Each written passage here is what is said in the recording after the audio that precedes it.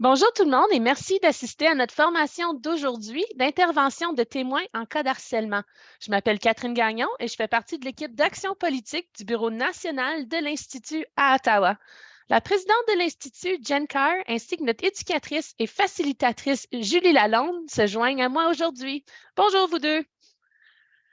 Alors, avant de commencer, nous aimerions prendre le temps de reconnaître respectueusement que notre bureau d'Ottawa se trouve sur le territoire non cédé de la nation Algonquin-Anishinaabe. Avant d'être une ville, cette terre est un lieu de présence du peuple algonquin-Anishinaabe depuis plus de 8000 ans.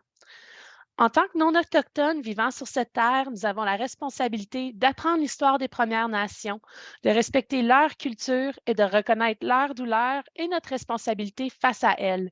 Le cheminement vers cette prise de conscience peut être inconfortable, mais cet inconfort accompagne la découverte de notre passé et la reconnaissance de nos responsabilités face à notre façon de continuer à bénéficier de ce passé.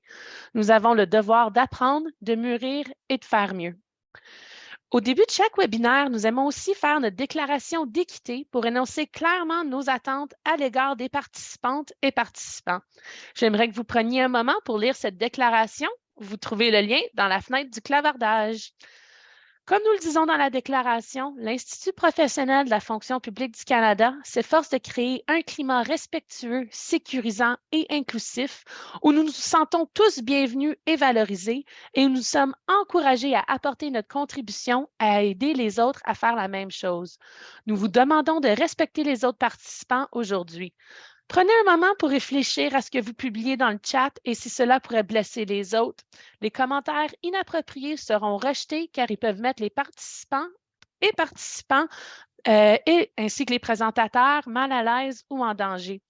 Si le comportement négatif et agressif persiste, les participants seront retirés de la session afin de maintenir un espace sûr pour tout le monde. On n'est pas ici pour débattre l'existence du sexisme, du racisme, de l'homophobie, de la transphobie ou toute autre sorte de discrimination. Le déni de l'expérience vécue de quelqu'un est une forme d'harcèlement et ne sera pas toléré. Merci beaucoup à tout le monde de participer à cette belle initiative d'inclusion. Maintenant, voyons un peu comment fonctionne la plateforme Zoom. Comme nous sommes nombreux, nous avons désactivé les micros pour garantir la meilleure qualité de son pour tout le monde, y compris les gens qui regarderont le webinaire plus tard. Veuillez utiliser le chat, le clavardage, pour nous envoyer un message si vous avez des questions ou des problèmes techniques pendant le webinaire. Nous aurons une période de questions plus tard et nous pourrons répondre à vos questions en direct. On surveille le clavardage et on pourra vous aider. Juste pour vous dire que la séance est enregistrée et un lien pour le regarder sera bientôt envoyé à tout le monde. Alors, merci. Maintenant, à vous, Présidente Jen. Merci beaucoup. Bonjour et merci d'être avec nous aujourd'hui pour ce webinaire important. Chaque année, le 25 novembre marque le début de la campagne internationale des 16 jours de militantisme pour lutter contre la violence envers les femmes. La violence sexiste, c'est-à-dire la violence qui subit une personne en raison de son genre, de son expression de genre, de son identité de genre, relais ou perçue, et qui constitue une violation de ses droits fondamentaux. La violence sexiste peut toucher n'importe qui. Cependant, certaines populations, comme les femmes, y compris des femmes et les filles autochtones, les femmes vivant dans les communautés rurales, isolées et nordiques, et les femmes handicapées, ainsi que les personnes LGBTQIA+, risquent davantage de faire l'expérience en raison de diverses formes d'oppression, telles que le racisme, le colonialisme, le sexisme, la homophobie et la transphobie. Nous sommes ici aujourd'hui pour écouter et apprendre enfin de mieux s'entraider au lieu de travail et ailleurs. Nous sommes ravis de nous associer une fois de plus à Julie Lalonde pour la séance aujourd'hui. Elle est une défenseuse de droits des femmes et une éducatrice publique reconnue sur la scène internationale Depuis le début des années 2000, Julie s'efforce d'améliorer la vie des femmes et des filles au Canada. Bienvenue, Julie, et merci d'être avec nous aujourd'hui. Merci beaucoup. Merci beaucoup pour l'invitation et merci pour votre présence aujourd'hui, tout le monde. C'est super facile d'enregistrer pour des choses puis de vraiment se faire sentir comme OK, j'ai fait la bonne chose, mais il faut y arriver, il faut être présente pour que ça fonctionne. Alors, je vous remercie sincèrement pour votre présence aujourd'hui. Encore une fois, pour répéter juste du côté technique, si vous voulez poser des questions, faire des commentaires, s'il vous plaît, le faire dans la boîte de chat. C'est seulement visible pour moi et les autres panélistes. Alors, gênez-vous pas du côté d'être anonyme, des choses comme ça. Je ne vais pas dire ton nom quand je partage ton commentaire. De plus, parce que les caméras et les micros sont éteints aujourd'hui, c'est parce qu'on est plusieurs personnes, mais aussi parce qu'on parle de la violence conjugale, on parle du stalking, on parle de la violence à caractère sexuel. Alors, si vous avez besoin de prendre une petite pause pour vous-même, c'est un petit peu trop vrai, ça vient vraiment vous chercher, puis vous avez besoin de prendre une petite pause, vous pouvez le faire sans que personne ne sache qu'est-ce qui se passe, fait que tu peux être assez confidentiel dans ce côté-là. Dernière petite chose pour moi, c'est que je suis une femme avec handicap qui ne peut pas regarder des écrans bleus, des lumières bleues sur des écrans pour trop longtemps. Alors, je dois maintenant aller dans la noirceur pour que je peux participer et être bien en présentant aujourd'hui. Alors, je vous remercie pour ça. Le but d'aujourd'hui, c'est de parler de notre rôle pour mettre fin à la violence et de vraiment créer des communautés de soutien. Alors, nos buts pour aujourd'hui, sont très clairs dans le sens qu'on veut mieux comprendre c'est quoi la violence conjugale et le stalking. Fait que, en français, le mot officiel, c'est se faire traquer, mais ça n'a pas vraiment la même emphase. Fait que la majorité d'entre nous qui font ce travail, on dit le mot en anglais, là, du stalking, parce que ça fait plus d'allure que se faire traquer. Ça ne vient pas chercher de la même façon. Mais c'est ça qu'on parle. Alors, premièrement, il faut mieux comprendre c'est quoi pour être capable de mettre fin. Après ça, on va parler un petit peu du côté pratique, comme les outils qu'on peut utiliser pour intervenir si on est témoin dans le moment, mais aussi après le fait, quelqu'un nous dénonce, quelqu'un dénonce ou quelqu'un dévoile à nous, on entend des rumeurs, des choses comme ça. Fait comment on peut intervenir et réagir dans ces moments-là.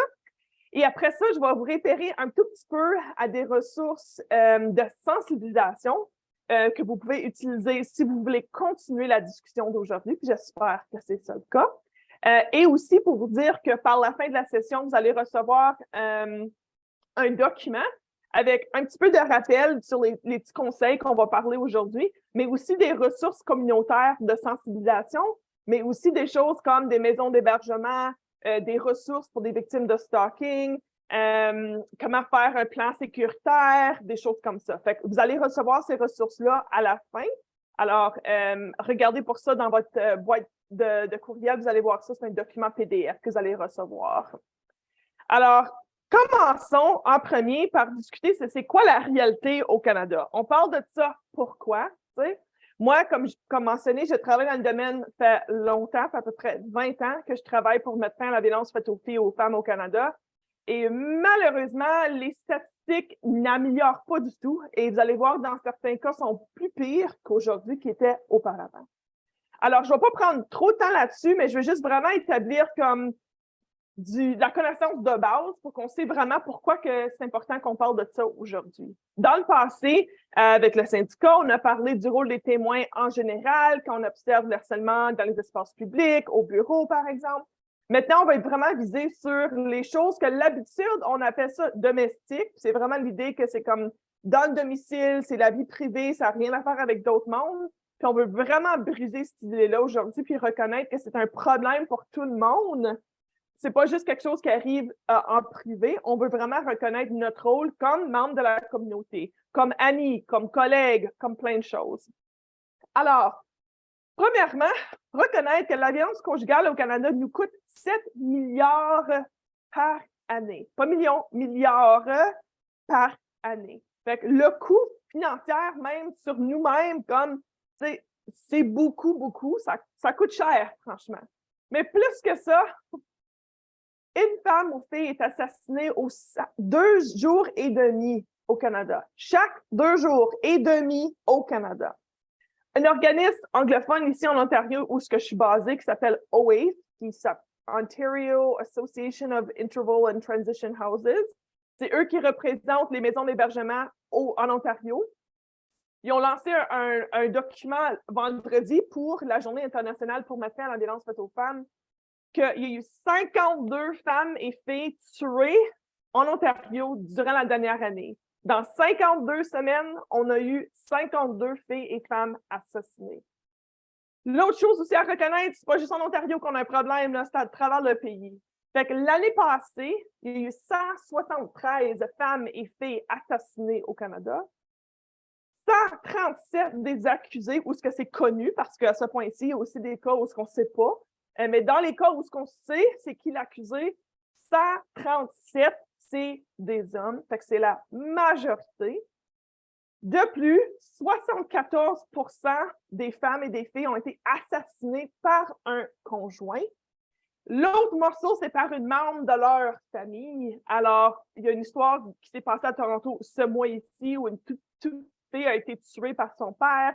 Ça l'arrive souvent aussi. Fait que les membres de la famille, papa, frère, même fils, beaucoup de femmes aînées qui ont été tuées par leur fils, par exemple. Fait que la majorité du temps, c'est des personnes qui nous disent, qui nous aiment, qui nous blessent. Et c'est super important de reconnaître que oui, il faut parler de quoi faire quand on observe le harcèlement dans les espaces publics. Il faut parler de l'harcèlement qui se passe en transport en commun ou c'est un étranger la majorité du temps. Absolument, c'est important, là. Mais pour la majorité d'entre nous, quand on parle des agressions, quand on parle du fémicide même, quand on parle de choses comme ça, c'est des personnes qui nous disent qu'ils nous aiment, qui incluent notre conjoint, mais aussi maman, papa, peu importe. Et l'autre chose qui est très difficile à entendre, mais super important à comprendre, c'est que depuis le début de la pandémie, il y a eu une augmentation de 26% des féminicides. Alors, c'est plus dangereux d'être une femme cette année, aujourd'hui, que ce l'était avant la pandémie. Il faut reconnaître que oui, il y a beaucoup de choses qui ont augmenté durant la pandémie, qui incluent des choses comme le racisme. Tu sais, on a vu plein de racisme asiatique, on a vu de racisme, l'homophobie, plein de choses, transphobie, comme plein de choses. Mais il faut aussi reconnaître que le féminicide, la violence conjugale, des femmes qui se font assassiner par leur conjoint, ça a beaucoup augmenté juste durant la pandémie. Puis à chaque année de la pandémie, ça a été de plus en plus pire. Fait que 2019, c'était beaucoup plus pire en 2020, comme ça continue à augmenter durant la pandémie. Fait que c'est clair qu'il faut prendre le temps pour s'éduquer, pour savoir qu'est-ce que je peux faire si je suis inquiète de quelqu'un dans mon milieu. Puis on va aussi parler de quoi faire si la personne ne dévoile pas, mais qu'on soupçonne qu'il y a quelque chose qui se passe. On va aussi parler de comment on peut poser des questions assez gentilles pour ouvrir la porte de discussion. Alors, je vous pose des questions maintenant. Puis on va, comme on a dit au début, on va faire semblant qu'on est en personne. Là, fait qu'on veut vraiment avoir une discussion ouverte dans la boîte de clavardage. Fait que s'il vous plaît, embarquez dans le chat et dites-moi, qu'est-ce qui maintient les victimes et les survivantes dans des situations de violence? Qu'est-ce qui fait que si je suis en train de vivre une situation de violence chez nous, que je me sens pris dans cette situation? Fait que la peur, oui. Puis je vous pousse un petit peu pour dire la peur de quoi? Alors, je suis isolée, oui. Puis la pandémie, c'est clair, ça a mis ça beaucoup plus difficile parce qu'on est toutes isolées, même avant d'inclure la violence, par exemple. Tu sais? Oui, absolument. La peur de causer du tort à un être qu'il ou elle aime. Oui. Fait que parce que j'aime la personne, je veux protéger la personne.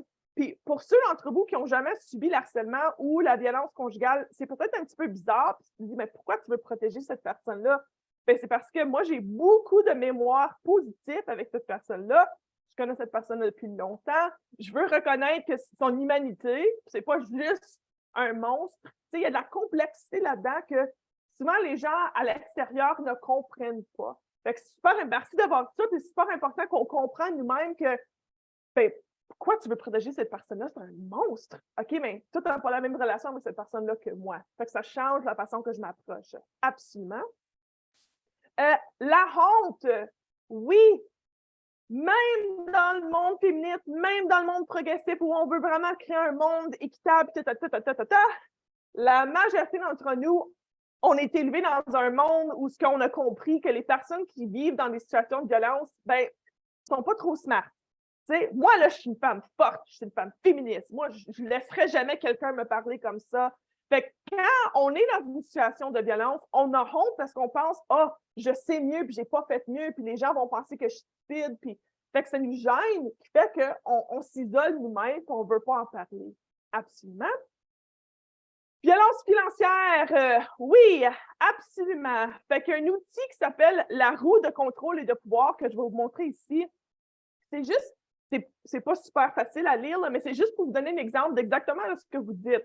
Que c'est pas juste une personne qui est abusive envers une autre personne. Il y a plein de choses qui facilitent l'abus, comme avoir le contrôle sur l'argent. Tu sais, si j'ai pas accès à mon argent, ben, j'ai pas la capacité de quitter, là. C'est difficile pour moi d'en sortir parce que ça coûte cher de quitter, de déménager. Les maisons d'hébergement sont remplies souvent, des choses comme ça. Fait que si j'ai pas accès à de l'argent, j'ai pas d'accès à je peux pas résoudre mon problème du côté financier, qui est un gros problème aussi. Peur des représailles, absolument. Fait que si je dénonce ça, si je quitte, est-ce que la personne va augmenter le niveau de violence? Bien, les statistiques nous disent que oui. Mais plus que ça, est-ce que la personne va endanger mes enfants, mes amis, mes collègues, ma grand-mère, mon chat? Tu sais, comme l'idée que moi, je vais prendre la violence, je vais tenir ça pour moi-même parce que si je quitte, tout le monde va subir la violence. Fait que c'est plus facile que ce soit juste moi chez nous. Encore une fois, peut-être que ça ne fait pas de sens pour toi, mais c'est ça la réalité pour ceux qui sont dans la situation. Puis oui, peur pour l'impact sur les enfants. Si vous avez des enfants ensemble, c'est pas aussi facile que juste prendre tes enfants et quitter. Il faut aller à la cour pour décider qui va avoir permission d'avoir les enfants. Puis dans les cours, c'est laid dans les cours, là, puis ça fait la drame aussi. Ça coûte cher, ça prend du temps et ça augmente la tension dans la relation qui fait que tu as peur que ça va aussi augmenter la violence. La personne peut penser que c'est réellement c'est ça qui mérite. Oui, fait que si je me dis que ce soit l'estime de soi, que ce soit que j'ai subi de la violence quand j'étais tout petite, alors ça fait que maintenant, comme adulte, ben, c'est ça que je pense que je mérite. Si j'étais témoin de violence conjugale dans ma famille, encore une fois, je me dis, OK, ben c'est ça, être en relation avec quelqu'un. Fait que peut-être, je me trouve pas comme j'ai de la valeur et que j'ai le droit de me défendre et que j'ai le droit de demander mieux. Tu sais? Si je pense pas que j'ai le droit de demander mieux, ben c'est clair, je vais rester dans la situation.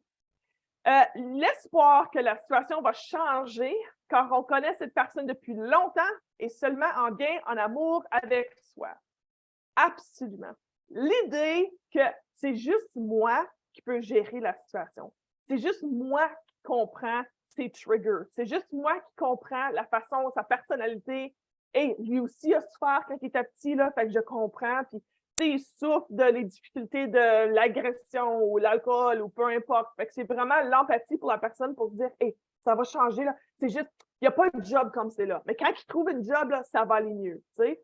Ou, tu sais, des choses comme inventer des excuses pour justifier le caractère de la personne, encore une fois, basé sur le fait qu'on est comme, non, je vous connais, là, je sais que vous n'êtes pas toujours comme ça, puis vous pouvez changer.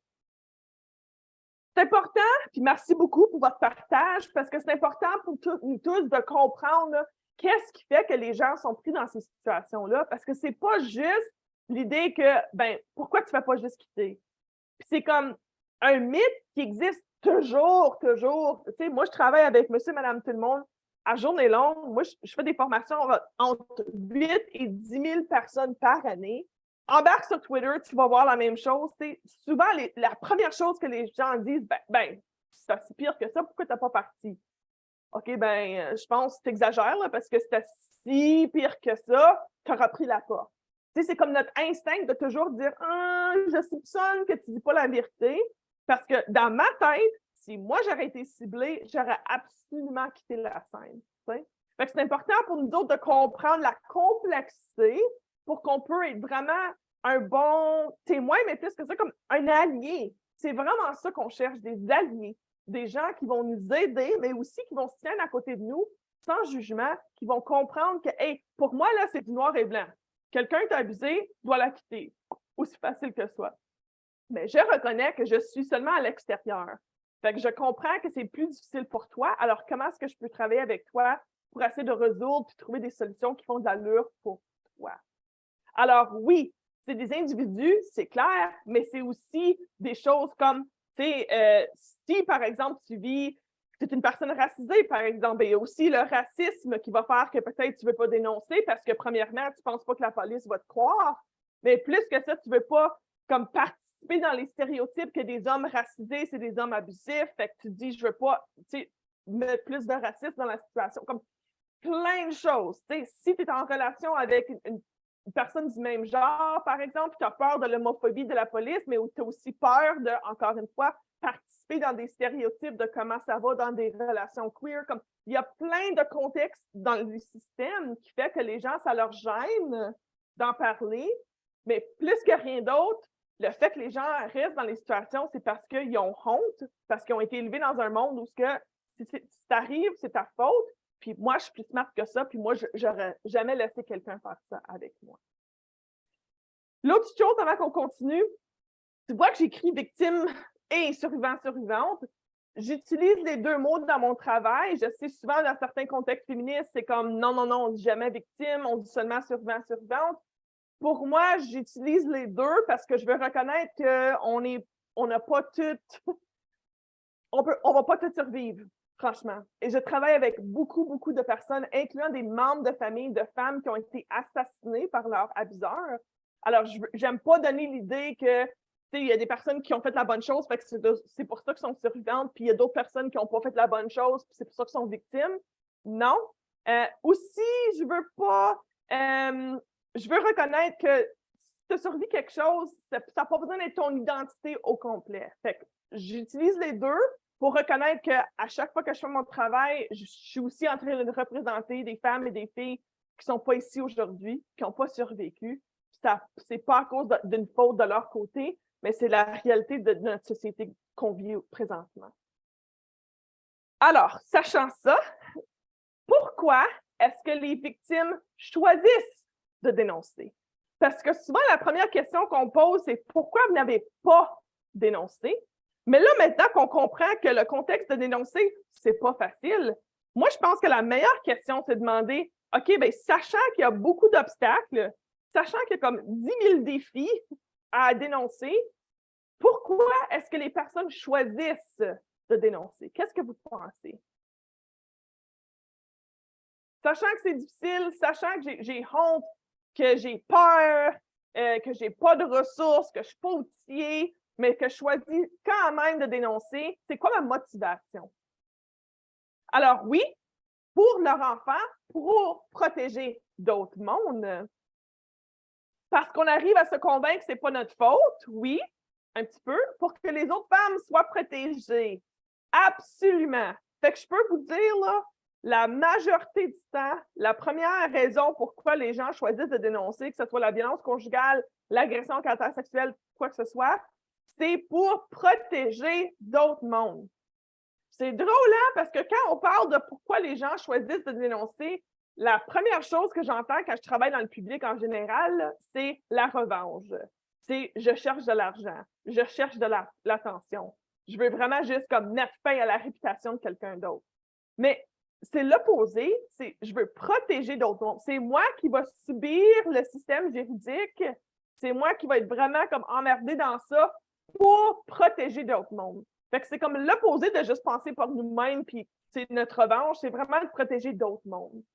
Fait que la recherche montre que la majorité du temps, quand les gens choisissent de dénoncer, premièrement, c'est parce qu'ils cherchent de l'aide. J'en ai parlé avec quelqu'un parce que je ne suis pas outillée, je ne sais pas quoi faire, je cherche de l'aide. Alors, si quelqu'un dénonce, dévoile quelque chose à vous, c'est parce qu'il cherche quelque chose de vous autres. C'est à ce point-là qu'on doit trouver, OK, c'est quoi au juste que la personne cherche. Alors, j'ai choisi de dénoncer parce que je cherche du soutien, parce que je cherche de la responsabilité un petit peu aussi, dans le sens que, tu sais, je veux protéger d'autres mondes et je veux faire certain que cette personne-là arrête.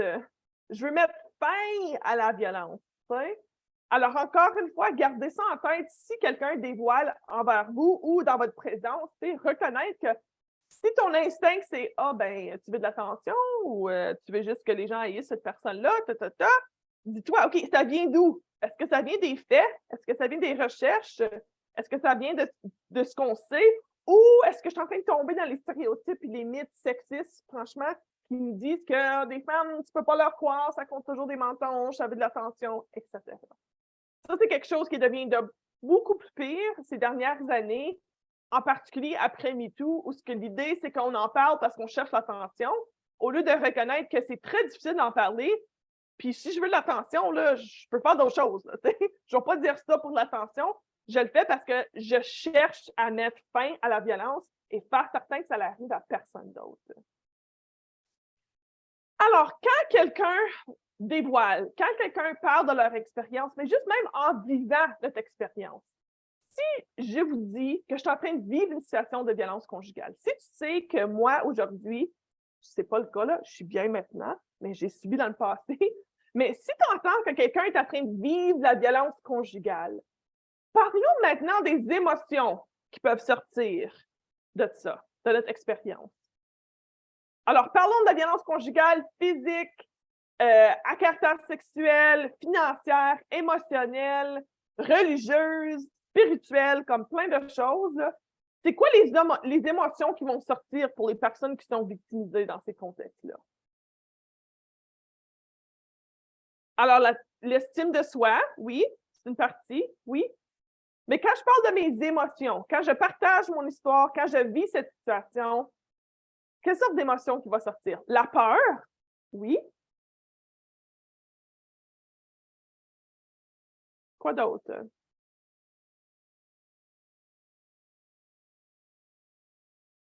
Peut-être je me sens culpable, oui. Je me sens honte.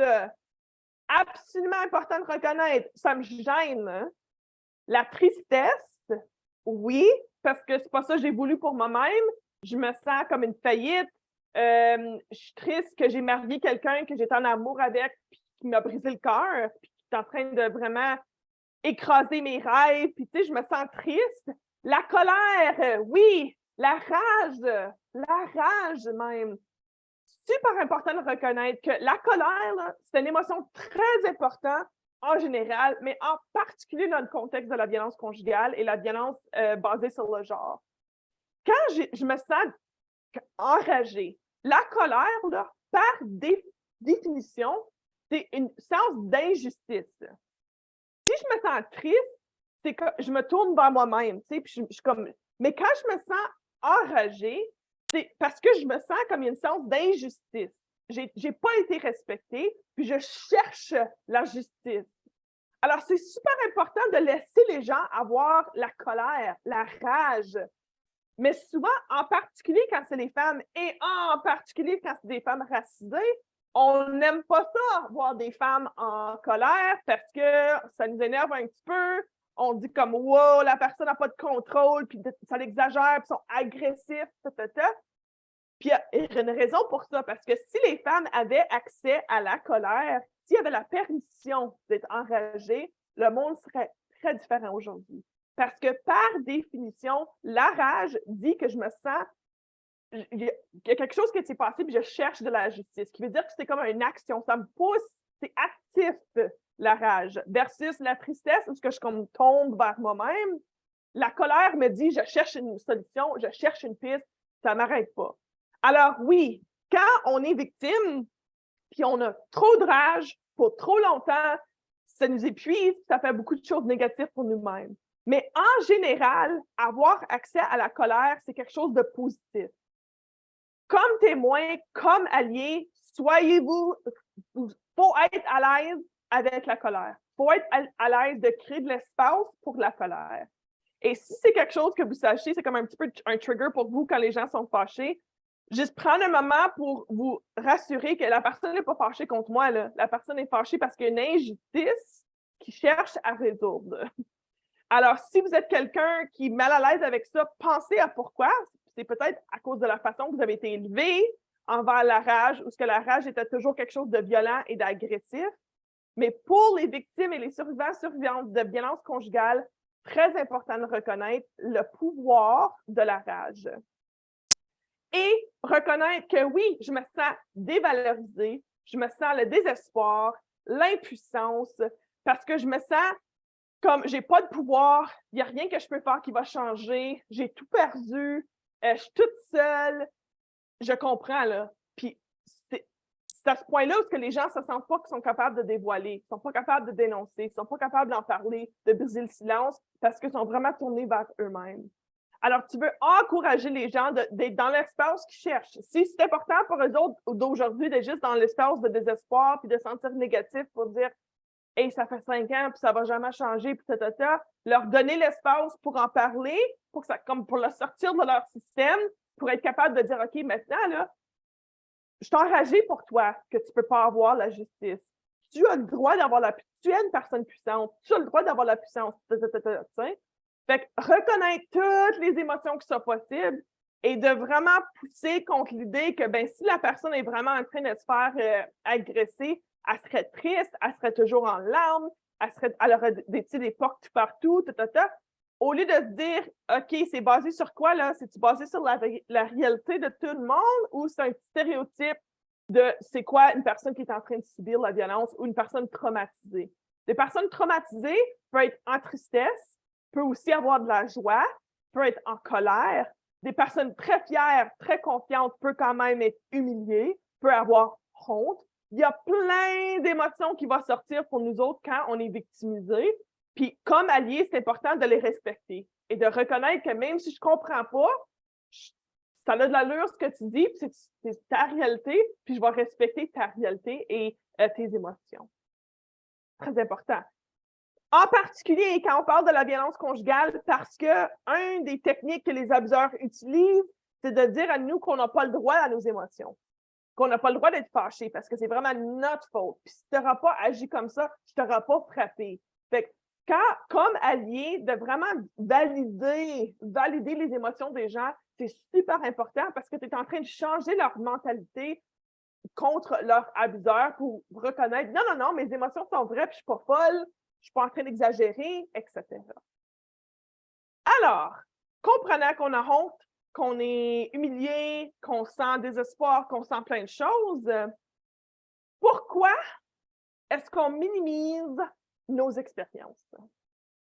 Puis je vais vous poser la question juste comme monsieur, madame, tout le monde, mais je peux vous dire, quand je fais le travail avec la police en particulier et les avocats, ils vont dire que c'est ça la réalité.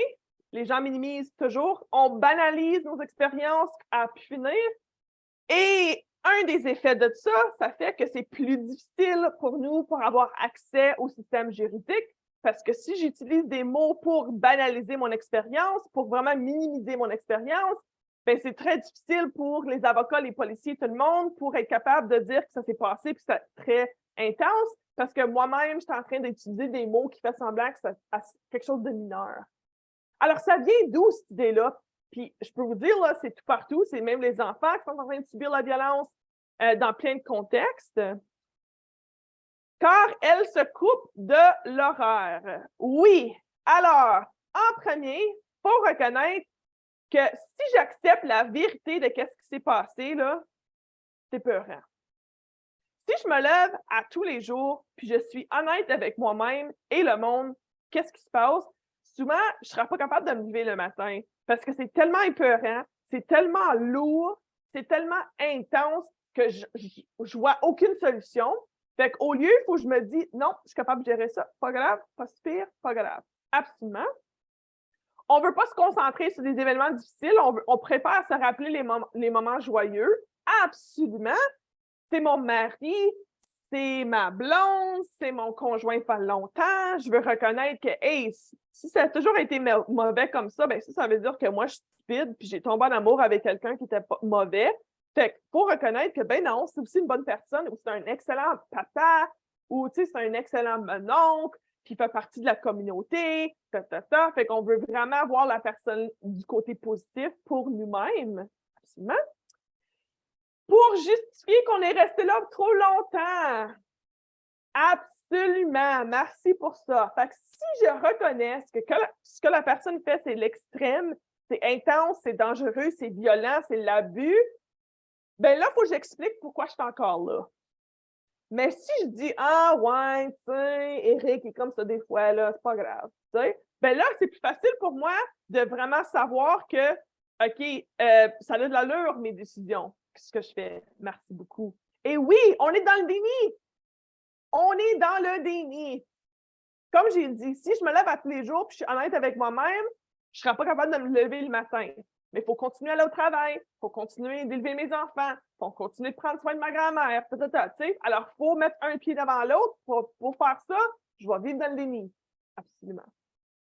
Je veux aussi, comme on a déjà mentionné, protéger les personnes responsables. Alors, si je suis honnête avec l'intensité de qu'est-ce qui se passe, il faut que je suis vraiment en train de pointer le doigt à quelqu'un pour dire que cette personne-là est violente. Et je ne veux pas voir cette personne-là dans cette lumière-là. Alors, je veux leur protéger pour dire, oui, il a fait ça, mais c'est juste une fois, ou c'est juste quand il a trop bu, ou tu sais, il y a beaucoup de choses qui se passent dans sa vie présentement, Fait qu'on essaie de justifier les choses pour protéger la personne. Et, comme qu'on a dit tout à l'heure, déjà mentionné, tu sais, j'ai peur du châtiment, j'ai peur d'être puni pour le fait que j'ai dit quelque chose, j'ai peur que ça va juste augmenter le volume sur l'intensité, ça va mener à l'escalade, là, ça va être beaucoup plus dangereux. Fait que si je me dis c'est pas si pire, ben, je suis capable d'en survivre aussi. Souvent, je vois dans le chat, souvent c'est progressif, alors on ne se rend pas compte de la somme de tous les événements, on excuse chaque fait un à la fois, puis on essaie d'oublier. C'est clair. Alors, si je suis en train de dessiner tous les petits picots ensemble, je vais voir une image. Puis je ne veux pas voir l'image, je regarde tous les incidents comme isolés. Absolument.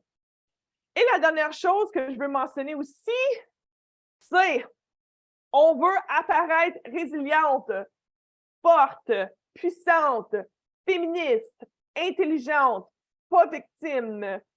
Moi, je veux protéger ma réputation. Je sais que les gens pensent du côté négatif des victimes. Je sais que les gens pensent que c'est juste des personnes stupides qui sont mal élevées puis qui n'ont aucune estime de soi. Puis s'ils seraient juste un petit peu plus agressifs, ça ne se passerait pas.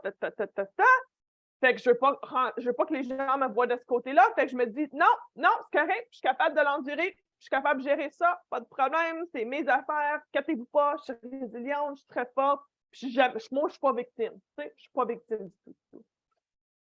Alors, reconnaître ça, c'est super important. J'ai écrit un livre qui s'appelle « La résilience, c'est futile ». Alors, je peux comprendre du côté intime pourquoi qu'on veut vraiment reconnaître, on veut être aperçu comme résiliente, peu importe l'impact de ça. Alors, maintenant qu'on a une meilleure idée de qu'est-ce qui nous garde dans les situations de violence et qu'est-ce qui fait que ça nous gêne d'en parler, même si tu dis, ben moi, je suis ta meilleure amie, puis je suis féministe, puis tu sais que je vais te croire, pour reconnaître que la société met beaucoup d'obstacles dans le cheminement de guérison. Alors, il faut reconnaître tous les défis que les gens sont en train de vivre. Et maintenant, on va passer à la solution. Alors, je vais parler un petit peu maintenant de qu'est-ce qu'on peut faire, comment est-ce qu'on peut aider. Et la première chose qu'on doit reconnaître, ça vient de la géniale sagesse qui s'appelle Kim Cattrall. Alors, Kim Cattrall, c'est une éducatrice, elle est plein de choses, puis elle donne beaucoup de conférences sur l'équité, la diversité, antiracisme, des choses comme ça. Puis une des choses qu'elle enseigne, puis ça m'a vraiment venu me chercher, puis que j'apporte dans toutes mes discussions maintenant, c'est comment redéfinir la règle d'or. Alors, en premier, dites-moi dans la boîte de chat, c'est quoi la règle d'or?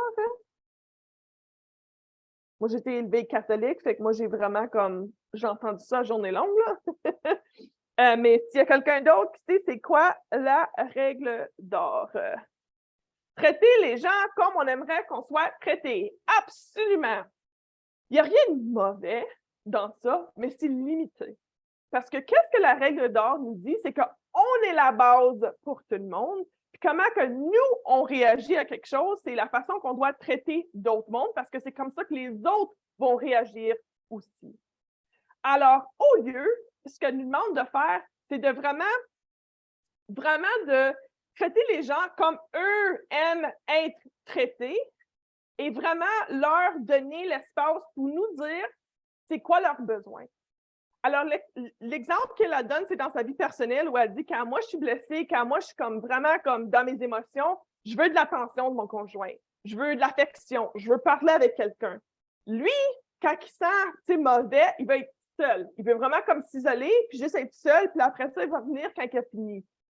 Alors, au début de leur mariage, elle disait, je me sentais très isolée quand j'étais triste, puis lui, il se sentait étouffé quand il était triste, parce qu'on est en train de s'aider comme nous, on cherche à être aidés. Et finalement, on a dû s'asseoir pour dire, OK, quand tu te sens pas bien, là, qu'est-ce que tu veux? Puis il a dit, je veux que tu me laisses tranquille. Tout le monde me laisse tranquille, je vais juste m'isoler un petit peu. Puis elle a dit, OK, c'est pas mon instinct, mais si c'est ça qui va t'aider, c'est ça que je vais faire.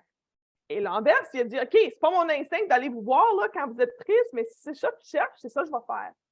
Alors, je pense que c'est comme la meilleure métaphore pour penser à comment être allié avec le monde. Au lieu de juste assumer toujours c'est quoi les solutions que la personne cherche, c'est quoi la réponse qu'il cherche.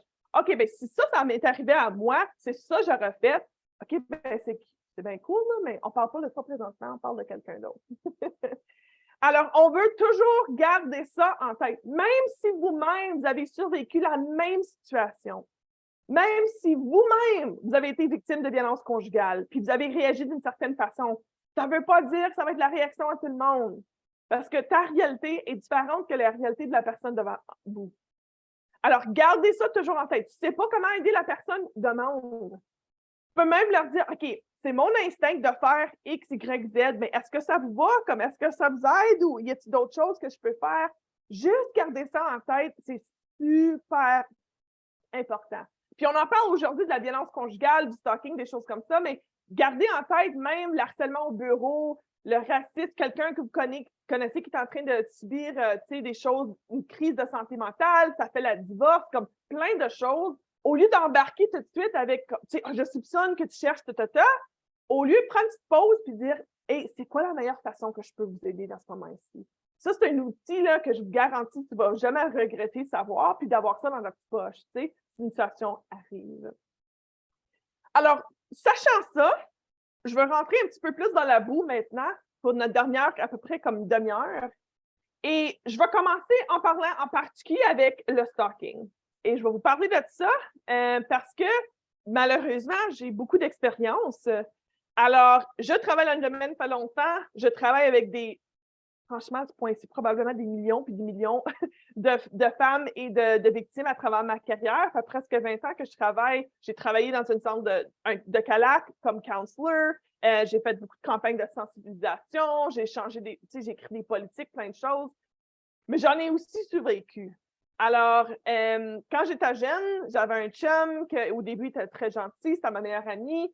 Mais après ça, on a déménagé ensemble. Ça a vraiment tourné pour le négatif très rapidement. Ça m'a pris 2 essais, mais finalement, je l'ai laissé.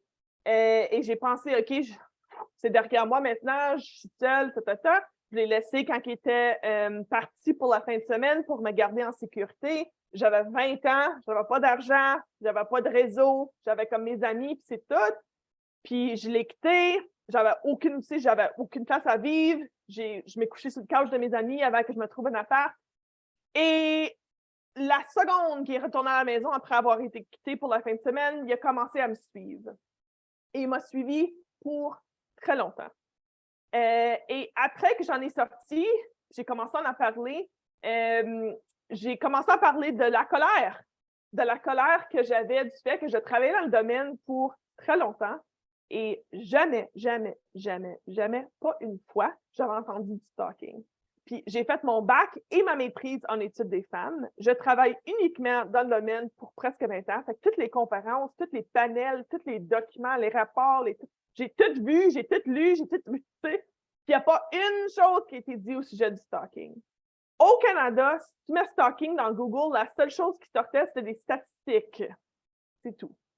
Alors, ce que j'ai fait, c'est que j'ai créé une petite pub puis une campagne pour parler du stalking, pas juste pour sensibiliser les gens, mais aussi pour donner des outils, des conseils, des choses pour les victimes et leurs alliés. Alors, au lieu de vous rentrer dans les détails à haute voix comme ça, je vais juste vous montrer la pub qui va vous parler un petit peu plus de c'est quoi le stalking, pourquoi c'est important qu'on en parle, mais ça va aussi terminer avec les outils qu'on peut utiliser pour être alliés pour ceux qui sont victimisés. Alors, je vais le répéter à la fin, mais juste pour que vous sachiez, c'est gratuit sur YouTube et sur notre site web Hors de la noirceur. C'est aussi disponible en anglais. Alors, si ça vous intéresse ou vous voulez sensibiliser d'autres gens ou vous connaissez quelqu'un avec qui ça va vraiment venir le rechercher, vous pouvez partager le lien YouTube absolument. Alors, je vais faire certain que je partage le son. Je vais répéter encore que si tu as besoin de prendre une petite pause pour vous-même parce que c'est trop réel, vous pouvez le faire. Je vais juste fermer ma caméra parce que souvent, ça l'aide avec... il ne faut pas que ça gèle, la vidéo. Et ça commence.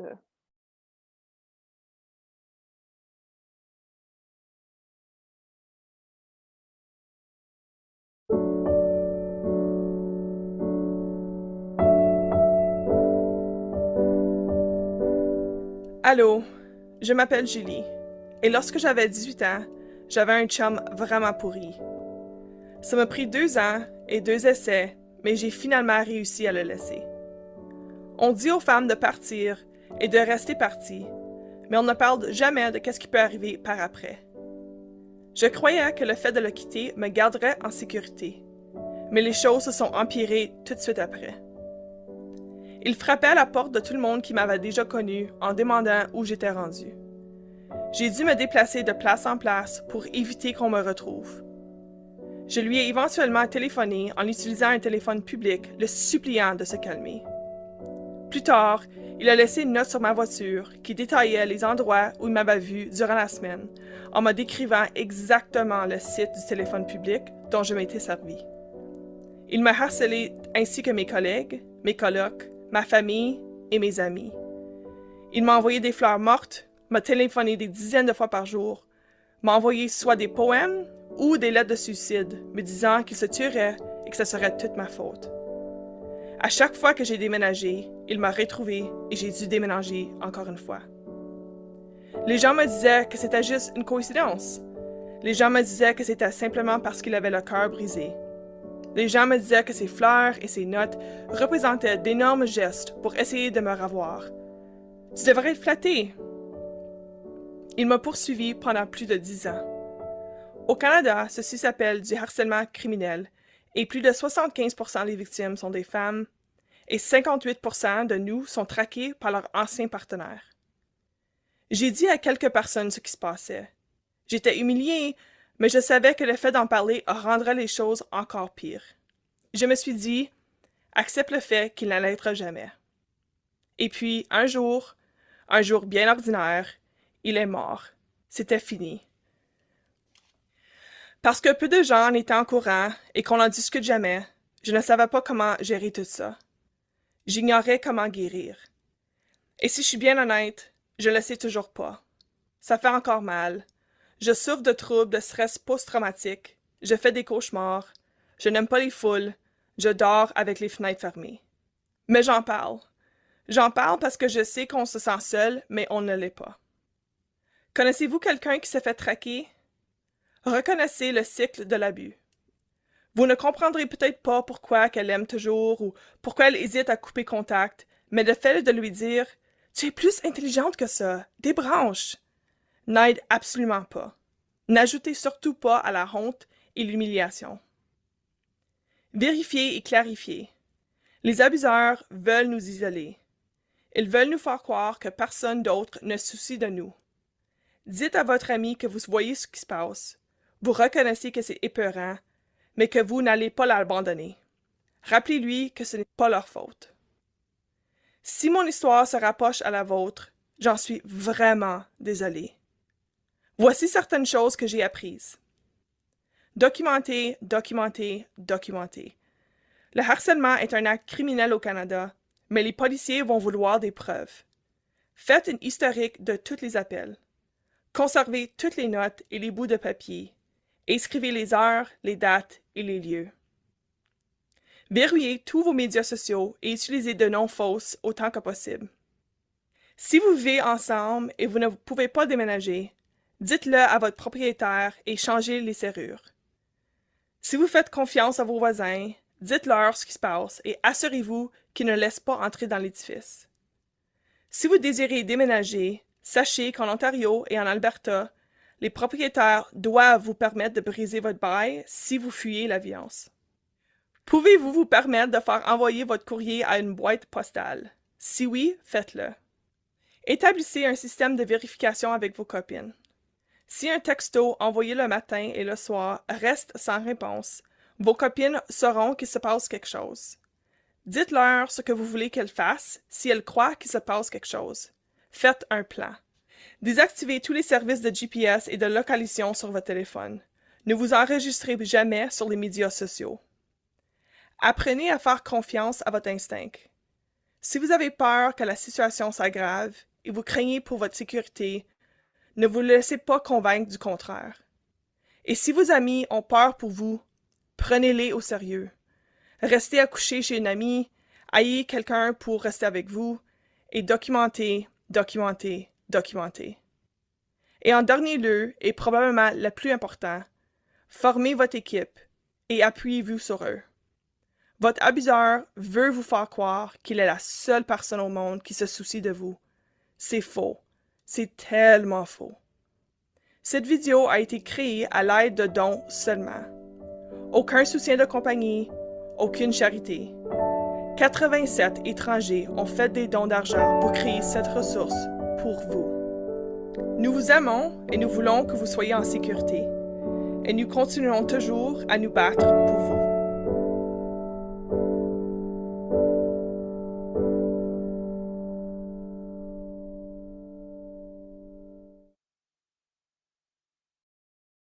OK. Alors, encore ce que vous voyez ici, le lien si vous voulez partager la pub ou vous cherchez les outils qui sont associés avec la pub. Mais ça, c'est des exemples de choses très pratiques qu'on peut faire pour aider ceux et celles dans notre vie qui sont en train de subir le stalking en particulier. Mais c'est les mêmes principes pour autre chose comme la violence conjugale. La chose positive que je peux vous dire, le petit ajout, c'est que, comme vous avez vu dans la pub, en Ontario et en Alberta, vous pouvez briser votre bail si vous êtes en train de quitter une situation de violence. Depuis que j'ai publié la pub c'était décembre 2017, fait comme 2018 réellement, là, le gouvernement de Manitoba a vu la pub, a réalisé qu'il n'y avait pas ça au Manitoba et ils ont passé une loi. Alors, wouhou! Maintenant, on peut aussi rajouter Manitoba à la liste, qui est excellent. Alors, quand on parle du pouvoir de partager nos histoires, voici un exemple concret de ça. Alors, maintenant, je vais faire un petit scénario ensemble. Ce que je vais faire, c'est je vais vous proposer une situation et je veux que vous soyez honnête parce que, premièrement, la meilleure chose que vous pouvez faire pour moi, c'est d'être honnête avec moi et non pas me dire ce que tu penses que je veux entendre. Mais je veux vraiment créer une boîte d'outils de choses et de façons qu'on peut répondre dépendant de qui nous sommes et notre réalité. Alors, si vous êtes prêts et prêtes, ta sœur te confie qu'hier, son mari l'a exigé d'avoir une relation sexuelle. Changes-tu le sujet? Alors, dites-moi dans la boîte de chat, qu'est-ce qui vous vient en tête quand vous entendez ça?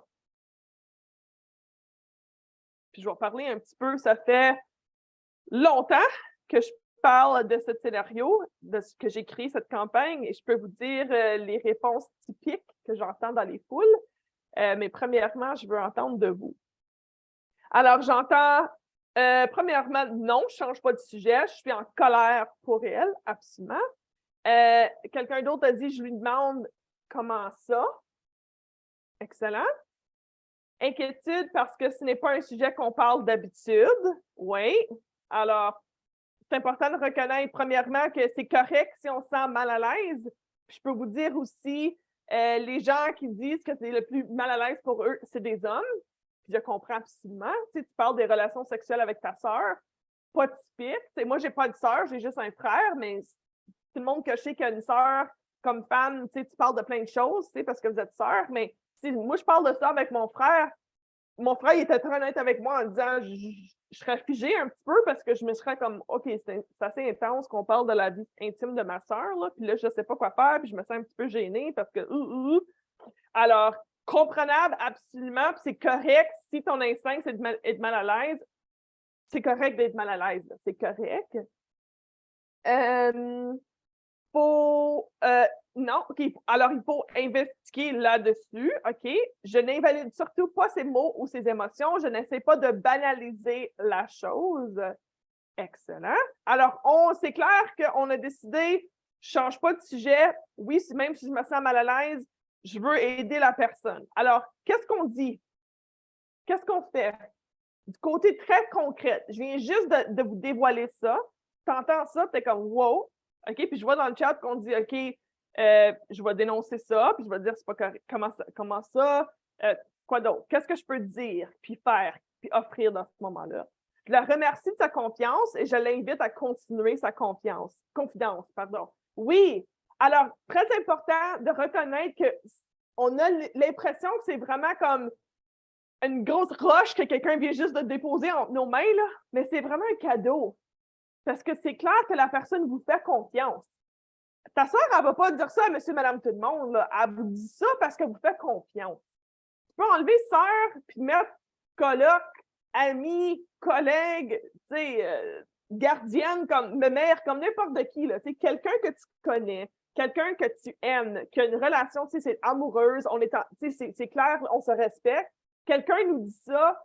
Dans la tête, peut-être on se dit « Oh mon Dieu, je ne veux pas entendre ça, ça c'est difficile, puis oh mon Dieu, c'est beaucoup, puis ta. » C'est que je comprends, là, mais tourne ta tête vers l'idée que c'est un cadeau, parce que la personne vous fait confiance, qui veut dire que vous avez fait une bonne job pour montrer que vous êtes alliés, que vous êtes quelqu'un qui va croire ces histoires-là, qui prend ça au sérieux, et c'est pour ça que la personne vous fait confiance. Alors, c'est important de garder ça en tête aussi. Et de se tourner du côté pratique. Fait que c'est vraiment ça la chose qu'on cherche dans ce moment-ci. Alors, premièrement, il faut écouter sans jugement. Pas poser 10 000 questions, pas faire semblant comme c'est nous autres qui font une investigation. Puis, la chose à reconnaître ici, là, c'est que tu es en train d'entendre deux choses, vraiment. Là. Tu es en train d'entendre que ta sœur a été agressée. Et tu es aussi en train d'entendre que ton beau-frère, c'est un abuseur.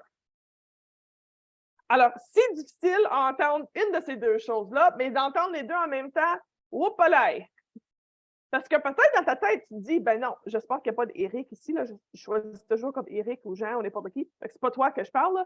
Mais tu sais, si moi j'entends ça, puis moi, de ma sœur, puis là, je suis comme, OK, ben Éric, bon, je le connais depuis 20 ans, il coach de hockey de mes enfants, puis je la vois à l'église à tous les... Comme, oui, vraiment, ben non, je suis souvent, puis je la vois toujours, puis je vois jamais des choses comme ça, puis c'est comme du nouveau pour moi. C'est correct d'avoir toute cette idée-là en tête, là, mais va pas dire ça à haute voix, là.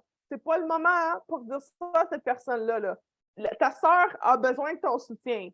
C'est tout. Toi, entrer dans tes... Vraiment, je peux pas croire ça, ça l'aide pas. Parce qu'elle, elle anticipe que tu vas pas la croire. Alors, déjà, elle va banaliser. Tu sais, ta soeur n'a pas sorti en disant « Hey, mon mari m'a violée hier. » C'est pas ça qu'elle dit, là. Puis elle a raison pour ça. Parce que si elle utilise ces mots-là, ça met vraiment une étiquette sur qu'est-ce qui s'est passé. Et elle reconnaît que c'est intense. Mais peut-être tu vas l'écouter, peut-être tu vas la croire si elle utilise des mots assez, juste comme un petit peu plus délicats. Pour comme vraiment, c'est vraiment comme mettre ton petit doigt dans l'eau là, pour comme tester l'eau. C'est vraiment ça. Comme, juste faire comme un petit « Ah, est-ce que tu vas continuer à ouvrir la porte ou est-ce que tu vas changer de sujet? » Puis « OK, c'est clair qu'on n'en parle pas. » Alors, gardez en tête toutes tes petites choses qui sortent comme « Oh non, je le connais pas longtemps. Comment longtemps ça se passe? Pourquoi j'ai rien vu? Oh mon Dieu! » C'est correct d'être pris dans cette place-là puis d'être un petit peu figé, là. Mais la seule chose que tu veux dire à haute voix, c'est « Je suis désolée, je ne suis pas ta faute, qu'est-ce que je peux faire? » Puis écouter sans jugement, puis se dire « Ben moi, j'aurais fait, t'es pas défendu. Pourquoi tu n'as pas donné un coup de poing en pleine face? Pas la place pour ça, là. Pas la place pour ça. » Aussi, comme on a déjà parlé, très important de valider ses sentiments. Si elle se honte, si elle banalise, si elle essaie de, tu sais, c'est correct, je veux pas t'emmerder là-dedans, puis vraiment de reconnaître ça vient d'où, là. Puis tu dis peut-être dans ta tête, ben ma soeur féministe, ma soeur qui est comme, elle travaille en gestion, elle est la boss au bureau, puis elle n'est pas capable de se défendre à la maison avec son chum, ben voyons donc, c'est pas la place pour ça, là. Faut valider l'expérience de la personne et reconnaître. Faut pas être l'expert ou l'experte dans la salle à ce moment-là. Moi, si quelqu'un dévoile à moi, c'est clair que je suis outillée pour aider la personne. Je suis formée comme counselor. J'ai travaillé comme intervenante. Je travaille dans le domaine depuis longtemps. Fait que c'est clair, je suis une ressource que la personne peut utiliser. Mais c'est pas ta job, là. C'est pas à tout le monde d'être experte à 100% pour être capable d'aider les gens. Mais souvent, c'est ça qui nous arrête. On se dit, ben, je suis pas la bonne personne, alors je ne veux pas m'impliquer, ou, tu sais, il y a peut-être quelqu'un d'autre qui est mieux. Oui, mais c'est peut-être le cas, là, mais ça ne veut pas dire que tu ne peux pas être la première personne pour aider la personne. La recherche montre, c'est super important qu'on comprenne ça, là. La recherche montre que la première personne à qui je dévoile, comment la personne réagit va décider si je continue d'en parler. Alors, si je dévoile à quelqu'un, cette personne-là répond en reculant, puis en disant que, oh, tu sais, il veut changer le sujet, ou, tu sais, je me sens un petit peu mal à l'aise, ou, tu sais, oh, je crois pas vraiment ce qui s'est passé, ou c'est pas le temps, ou tata. Ben, c'est à ce point-là, je vais réaliser, OK, je me sens pas en sécurité de partager mes choses, de continuer d'en parler. Et peut-être que je vais jamais en parler à quelqu'un d'autre. Alors, c'est pour ça que je suis tellement passionnée par le rôle des témoins, et c'est pour ça que je travaille avec une campagne de sensibilisation où on fait des formations sur le rôle des témoins avec des enfants âgés de 3 ans à 10 ans. Oui, de 3 ans. Puis c'est vraiment parce que le cœur du rôle des témoins, là, c'est l'écoute sans jugement et de reconnaître que je n'ai pas besoin d'être experte dans tout, mais que je dois référer la personne à quelqu'un d'autre. Alors, si vous n'êtes pas outillé pour être capable de savoir exactement c'est quoi la prochaine chose, c'est quoi la bonne piste, par exemple, tu peux trouver les soutiens pour leur aider. Et même dans mon cas, si une amie me dit qu'elle est en train de vivre une situation de violence, oui, je suis outillée pour répondre. Mais ce n'est pas approprié d'être la seule source de soutien pour cette personne-là. Parce que je suis seulement ton amie, je ne suis pas ta thérapeute, je ne suis pas ton counselor, je suis ton amie. Fait que même quand on est experte, il faut aussi reconnaître qu'on doit référer à d'autres mondes parce que c'est pas juste pour nous que la personne vient nous voir pour tous leurs besoins. Alors, s'il vous plaît, sentez-vous pas comme c'est beaucoup trop de responsabilité, là. Au lieu, c'est de reconnaître qu'est-ce que je peux faire, c'est quoi mes limites, et vraiment, mon rôle, là, c'est de t'écouter puis de référer à la bonne place. Puis t'aider à marcher la piste de guérison avec vous. Alors, ça peut être quelque chose de très pratique, tu sais.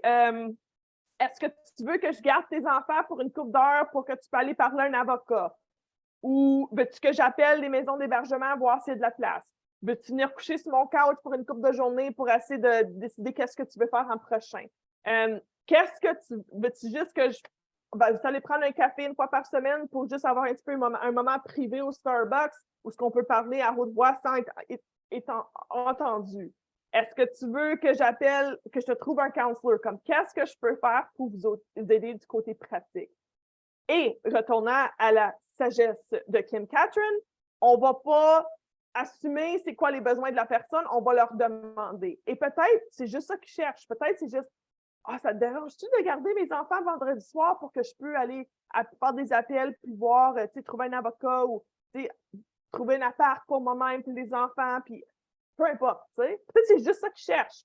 Puis pour toi, tu dis, moi, garder tes enfants pour une couple d'heures, ça me dérange pas, tu sais. Mais pour eux autres, c'est comme, merci, c'est un gros besoin qu'ils avaient, tu sais. Puis c'est un autre défi qu'ils avaient à surmonter. Mais là, maintenant, tu l'as enlevé, le défi, là. Tu as aidé la personne avec quelque chose que pour toi, c'est très mineur, mais pour eux, ça l'aide beaucoup. Puis en plus de ça, c'est le principe.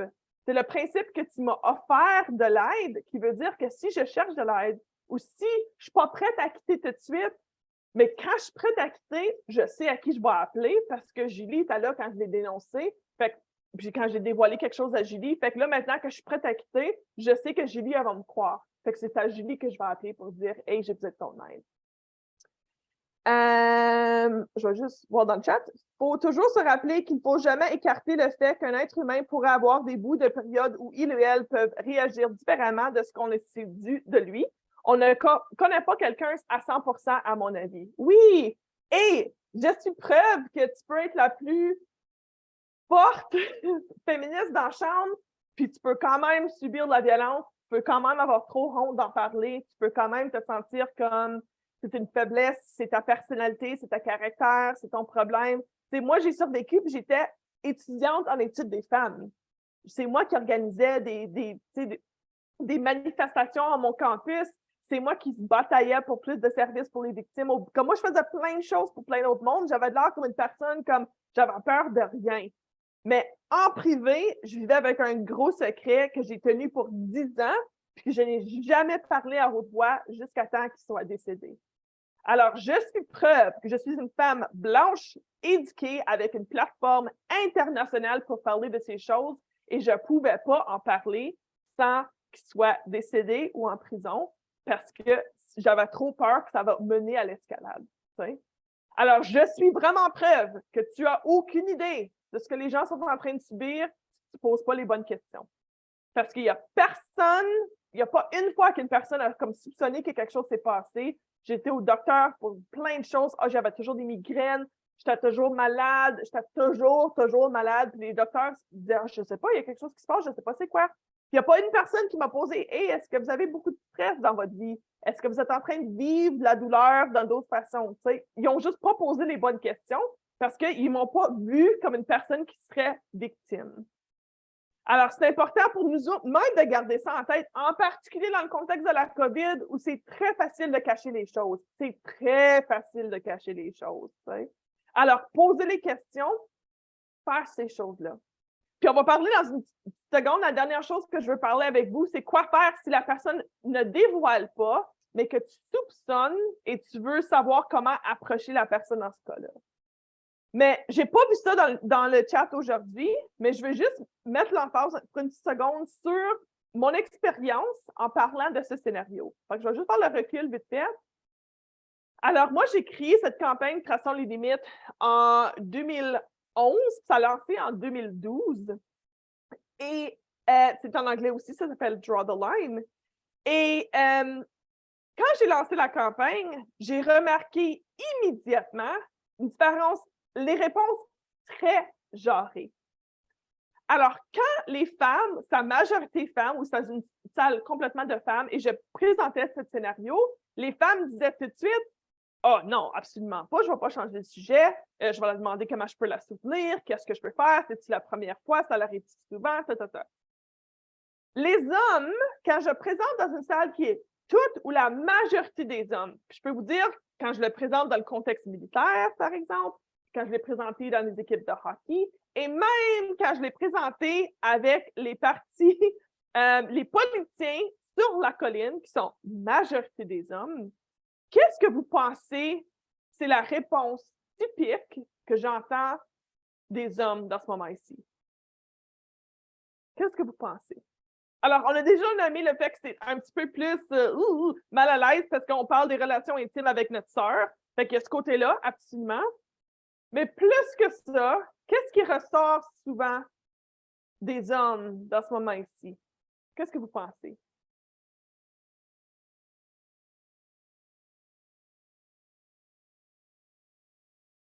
C'est drôle, quand les gens, quand je pose la question, les gens souvent me disent que les gens vont dire « Ah, c'est pas mon problème » ou « C'est pas poli de poser des questions, je suis gênée d'en parler ». Défendeur, c'est ça.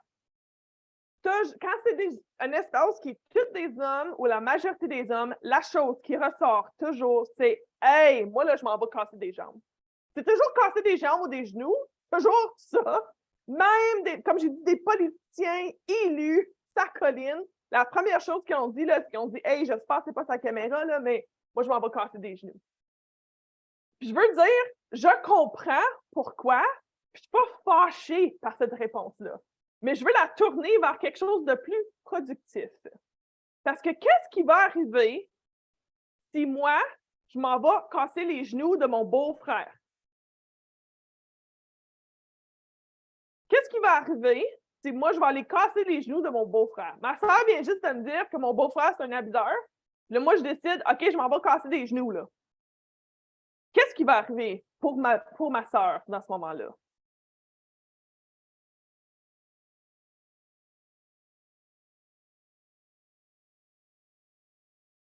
Ben, premièrement, c'est toi qui vas être en trouble parce que la violence conjugale, la police ne prend pas ça super au sérieux, mais ils prennent vraiment l'agression comme sérieux.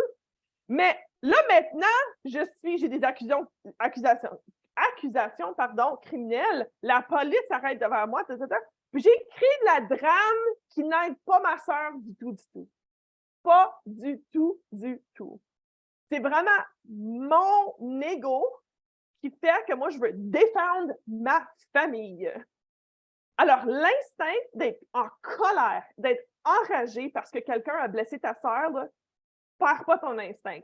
Le monde serait très différent si notre instinct de tout le monde serait d'être fâché quand on entend de ces choses-là. Fait que j'aime l'énergie. L'énergie est bonne.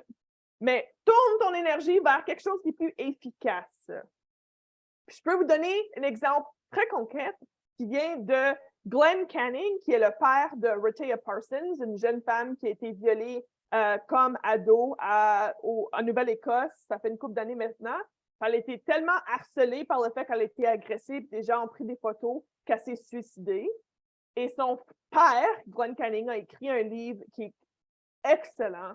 Mais la chose, puis il fait des conférences à travers le pays, et la chose qu'il m'a dit une fois, là, que ça m'a donné des frissons, puis que je pense toujours, puis que je veux vraiment partager avec tout le monde, mais en particulier les hommes qui sont vraiment pris dans ce moment-là, ou qui sont juste comme la colère de « non, il doit payer pour le fait qu'il a blessé ma sœur ». Glenn partage le fait que quand sa petite fille a été violée, elle lui a dévoilé ça. Puis elle dit « j'ai aucune idée quoi faire. Jamais dans ma vie est-ce que j'ai été préparée pour entendre ça de ma petite fille. » Alors, il a répété « Rehtaeh, je ne sais pas quoi faire. J'ai aucune idée quoi dire, j'ai aucune idée quoi faire. Là, je suis comme perdue. » Puis elle a dit « sais-tu quoi, je ne sais pas qu'est-ce que je cherche de toi, mais quand je sais, je vais te le dire. » Puis elle dit « OK. » Puis là, couple de jours après ça, elle est venue lui voir encore, puis elle dit « sais-tu quoi, papa, là? Je veux juste que tu me traites complètement normal. Je veux juste que tu fasses semblant que tu ne sais pas de ça de moi. Puis que quand on sort ensemble, on va au McDo, puis on va aux movies, puis on fait notre affaire ensemble, qu'on oublie que je suis la fille qui a été violée, puis que je suis juste une fille qui est en train d'aller au McDo avec son père. » Puis elle dit « OK, c'est ça qu'on va faire. » Et c'est ça qu'elle a fait. Et même aujourd'hui, tu sais, sa fille n'a pas eu justice, puis elle n'est pas ici. Puis même à ça, son message aux hommes et aux garçons, quand ils présentent, c'est de dire que si j'aurais été cassé les genoux des gars qui ont abusé ma fille, est-ce que ça l'aurait aidé Rehtaeh ou ce serait juste mon ego? En aidant Rehtaeh, j'ai fait ce qu'elle m'a demandé de faire. Puis l'agression, là, par définition, c'est enlever le pouvoir de quelqu'un. La personne a dit non, puis tu l'as fait quand même. Alors, si elle m'a dit, la seule chose que je cherche, c'est que tu m'aides, que tu réagis comme rien ne s'est passé, puis moi, je me tourne de bord au lieu, puis je suis en train de battre des ados qui ont agressé ma fille, bien, premièrement, moi, je suis en trouble maintenant, qui va faire la drame pour elle, mais plus que ça, je n'ai pas écouté son nom. Elle m'a dit quoi faire, puis j'ai fait autrement. Moi, je veux redonner le pouvoir à ma fille. Alors, je vais me tenir à côté d'elle quand on va à travers le processus juridique, mais plus que ça, je vais créer une petite bulle de sécurité et de paix qui fait qu'au moins une fois par semaine, quand on sort ensemble, tu peux oublier qu'est-ce qui se passe autour de toi. C'est juste ça qu'elle voulait de son papa. Tu sais? Alors, si lui peut même aujourd'hui continuer à penser que c'est la bonne chose à faire, là, gardez ça en tête pour nous tous. OK? Écoutez ce que la personne nous demande, c'est la meilleure façon qu'on peut leur redonner du pouvoir. Alors, je vais terminer rapidement, juste un petit peu sur, je vais parler des ressources rapidement, Mais je vais juste prendre un moment tout de suite pour parler de quoi faire quand la personne n'est pas en train de dévoiler, mais on soupçonne. Alors, souvent, ce que les gens vont dire, c'est « Ma sœur, elle m'a pas dit quelque chose à haute voix. Mon ami m'a pas dit quelque chose à haute voix, mais je vois que elle a moins d'énergie pour sortir ensemble. Elle doit demander de la permission de son chum à chaque fois qu'elle quitte la maison. Elle est toujours sur son téléphone pour lui dire où ce qu'elle est. Il l'appelle toujours. Elle sort jamais de la maison. Sa personnalité, elle a changé. Elle a moins d'énergie, elle est plus gênée, elle est plus renfermée, très isolée. Puis je soupçonne qu'il y a quelque chose qui se passe. Alors, souvent, ce qui arrive à ce point-là, c'est que les gens deviennent figés parce qu'ils veulent pas entrer dans la vie privée de quelqu'un d'autre. Et de l'autre côté, ils se disent, si elle cherche de mon aide, elle sait où me trouver. Faut parler à haute voix de nos valeurs. Parce qu'on ne peut pas juste dire, ah, les gens savent qu'ils peuvent me faire confiance. Non. Les gens vivent dans une société où on se fait dire qu'on est menteuse la journée longue. Fait que c'est pas mon instinct de penser que les gens vont me soutenir. Alors, mon instinct, c'est d'être défensif parce que les gens vont pas me croire. Alors, premièrement, soyez forte avec vos valeurs, soyez très explicite avec vos valeurs pour que les gens savent réellement qu'ils peuvent te faire confiance. En particulier, si la personne est abusée par quelqu'un que vous connaissez, qui est votre ami, un membre de votre famille, tu veux quand même montrer que peu importe c'est qui la personne qui est en train de te blesser, je suis ici pour toi.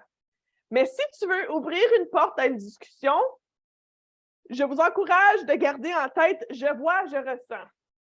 Alors, comme vous avez vu dans la pub, les seuls temps où ce que les gens dans ma famille, en particulier, ont essayé de m'aider quand j'étais dans une situation de violence, parce que pour 2 ans, je vivais une situation de violence avec lui, c'est de dire « Hey, je t'ai pas élevé pour entendre ça, là. Hey, t'es trop smart pour ça. Qu'est-ce que tu fais, Julie? Voyons donc. » C'est vraiment l'idée de, comme tu sais, dans les films noirs et blancs, là, où ce qu'une femme est comme en peine, puis quelqu'un la donne comme une claque en pleine face parce que pour la rendre comme OK, fais de l'allure, là. Tu sais?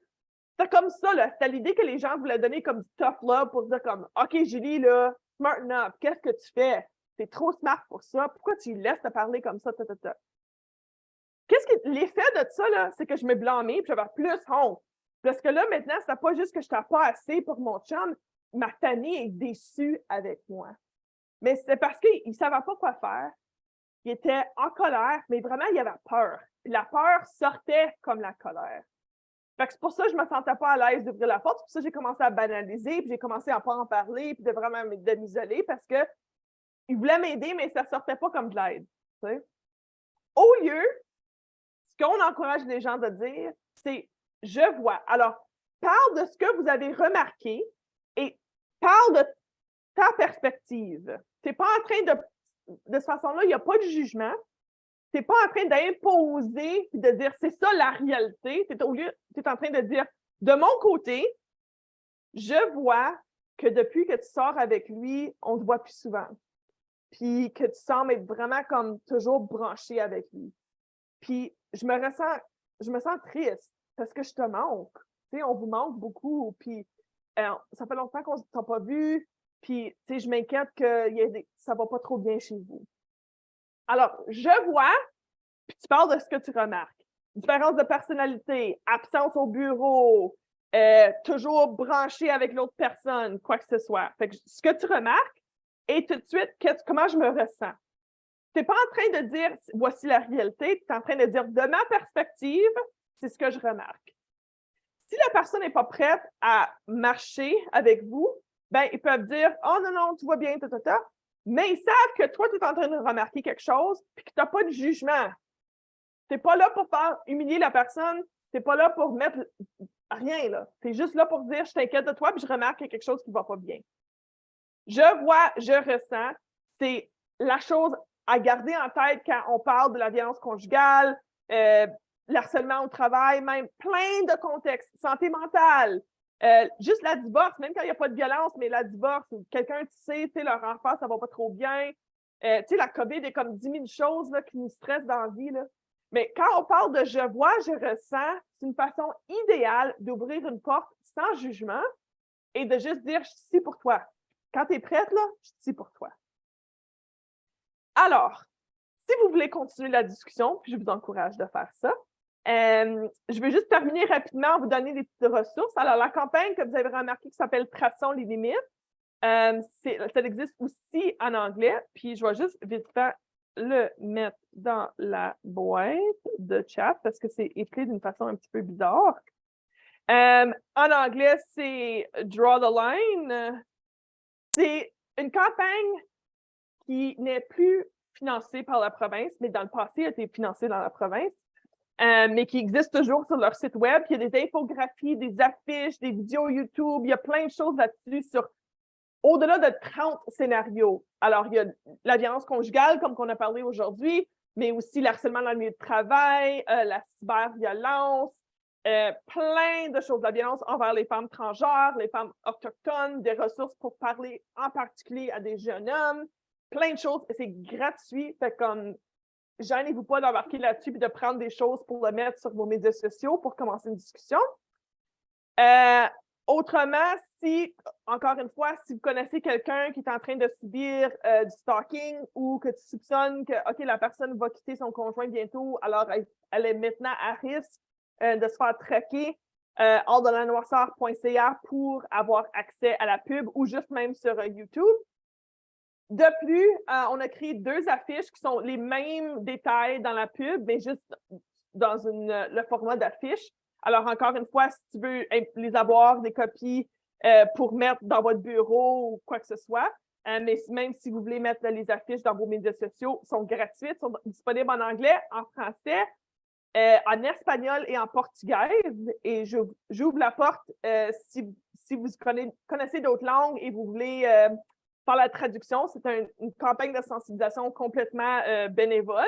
Alors, la raison pourquoi c'est disponible en espagnol et en portugais, c'est parce qu'une survivante du Brésil a demandé si elle pouvait faire la traduction. J'étais très chaleureuse. Alors, c'est disponible, c'est gratuit. Vous voulez faire des affiches, les imprimer, laissez-moi savoir, je peux vous envoyer le PDF. Et si vous avez besoin d'une excuse pour commencer la discussion, un rappel que du 25 novembre au 10 décembre, c'est les 16 jours, qui est une campagne internationale visée sur mettre fin à la violence basée sur le genre. Alors, c'est une bonne excuse pour mettre du contenu sur vos médias sociaux, pour commencer une discussion avec vos enfants, vos collègues, voisins, si vous faites partie du syndicat, mais aussi n'importe quel contexte. Des centres communautaires, bureaux scolaires, avec vos enfants, des choses comme ça. On a 16 jours dédiés au moins qui vous donnent une excuse de vraiment juste comme une plateforme pour lancer des discussions qu'on voit qui sont super importantes.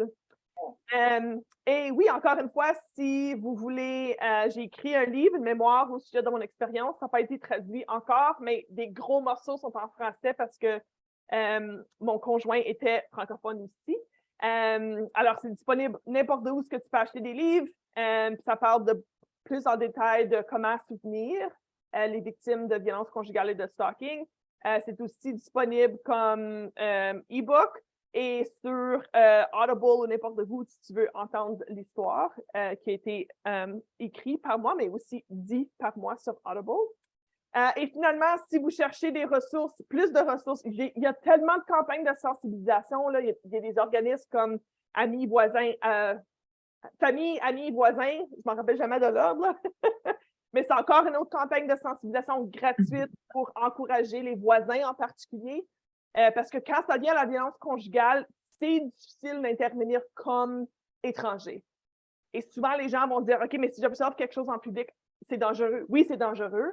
Fait que c'est pour ça la chose qui va changer le niveau de violence conjugale, c'est vraiment nos relations ensemble, comme voisins, amis, colocs, collègues, c'est ça. Puis le fait qu'on se respecte déjà, puis qu'on peut ouvrir une porte sur ce sujet.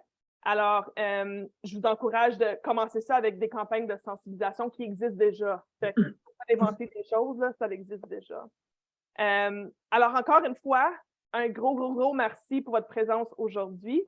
J'ai appris ça beaucoup comme survivante, franchement, mais je sais aussi qu'il y a des personnes dans la salle pour qui c'est très vrai.